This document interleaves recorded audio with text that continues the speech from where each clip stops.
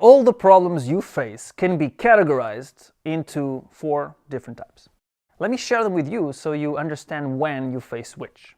The first type is problems that are factual, deterministic. For example, if I ask you, who's the president of the US? You can go on Wikipedia, find that out. It's a fact, it's data. In the interview, you may be asked some questions like those.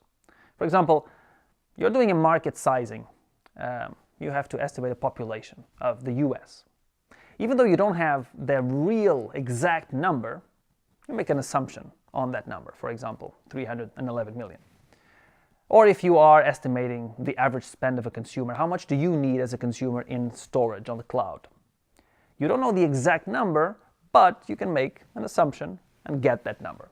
So that's the first type of problems. They are factual. They are data. It's a data point, basically.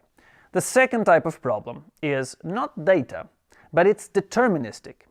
It's determined by a formula.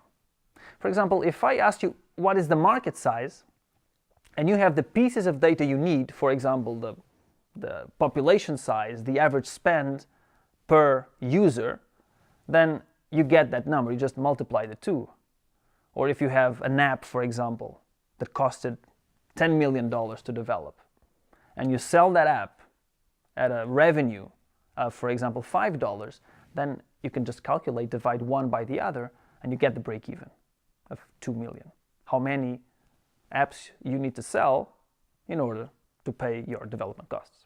So it's a formula. It's just 2 data points, or 3 or more, that you can combine. If you combine them in the right way, using the right formula, and you do the right calculation on that formula, you get the result.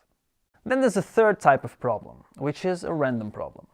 For example, who will win the elections? Or which machine should we invest and buy? Those problems are characterized by a determined set of outcomes, of possibilities.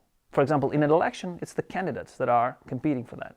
Or if you're comparing different machinery, then of course it's those machines that you are looking into.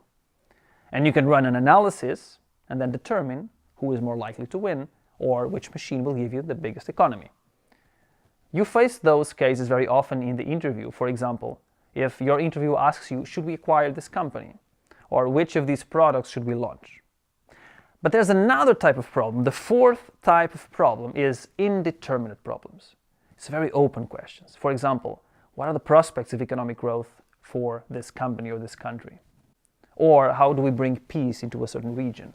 Any type of problem that is broad, that there's no specific outcome, is an indeterminate problem. And your approach in the case interview is of course different.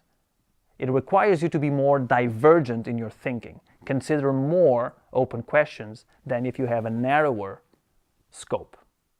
So keep in mind, when you face problems, questions in your interview, which of these categories are you in? And that will help you navigate better the case interview.